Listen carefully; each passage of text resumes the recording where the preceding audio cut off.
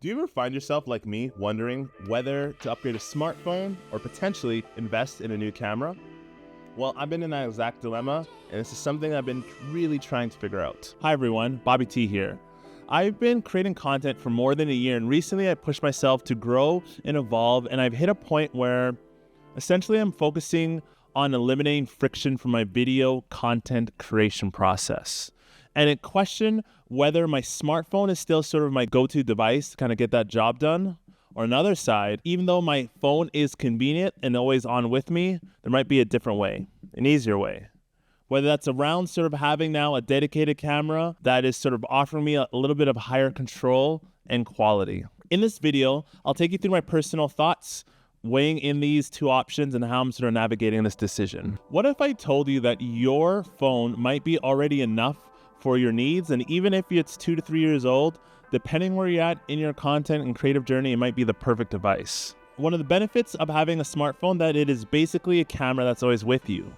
And one of those like kind of key components is that it gets easy to kind of pull out and film immediately. So whether if you're trying to take some quick shots, quick video, one of the best benefits, especially when literally with a click of basically 2 buttons, you can kind of immediately start filming, documenting, and shooting, which is such an easy perk and an ease of use. One of the second kind of major things that makes smartphones so amazing is that, with the combination of the software and hardware, how these platforms, whether it's Apple, Google, Android, all these devices, they have now sort of merged together software and hardware, which really creates some high quality content. So as long as the light is somewhat decent, you can get some very high quality videos and photos because of that blend of technology through these smartphones.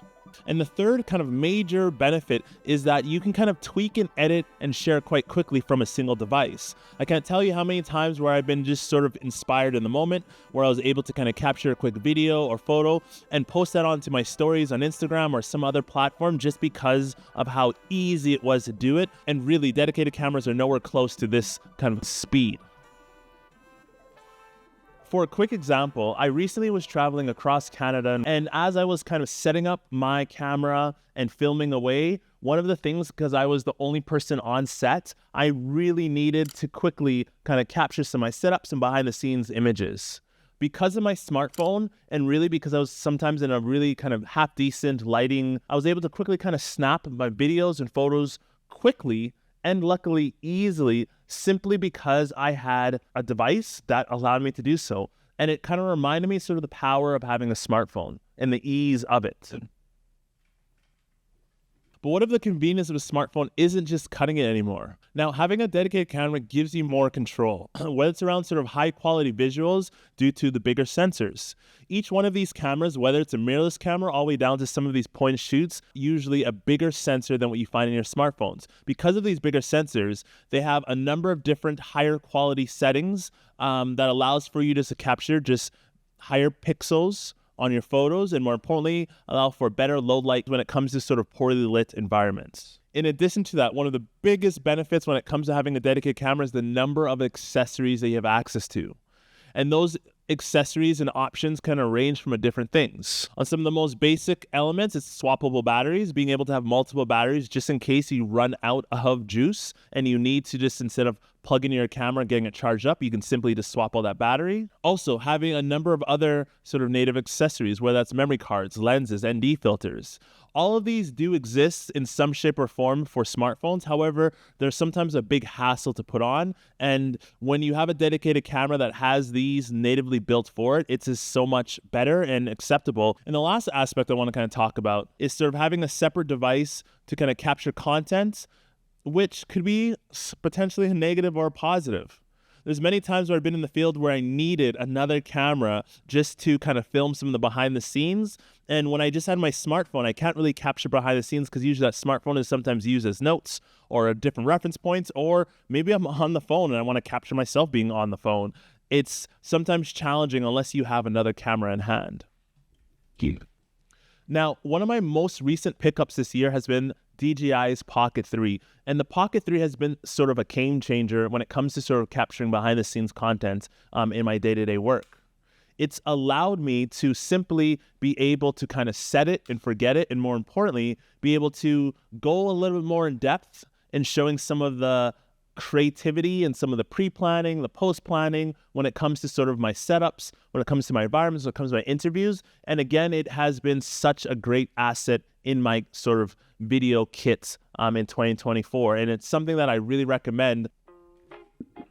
I'm now toying around with the idea of adding another mirrorless camera to my kit, which will be the Sony ZV-E1, but I'm questioning whether or not if it's going to really bring as much value as, in comparison, my DJI Pocket 3 has come. But this is sort of the dilemma that I'm currently facing. What if the real question here isn't really about gear at all? What if it's about finding sort of the perfect balance between quality, efficiency, and the content creation process?